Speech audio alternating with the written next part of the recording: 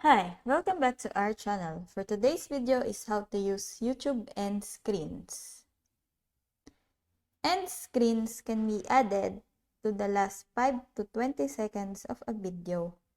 You can use them to promote other videos, encourage viewers to subscribe, and more.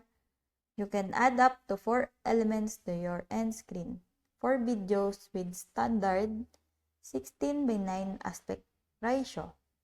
Other aspect ratios may have a lower limit.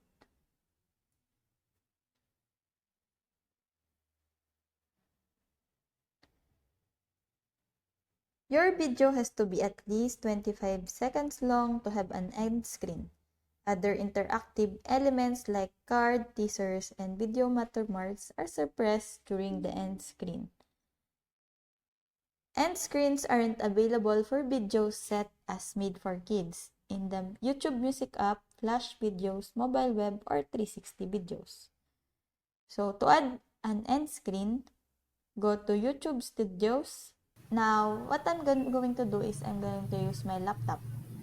So from the left menu, select Content. Click the title or thumbnail of the video you'd like to edit.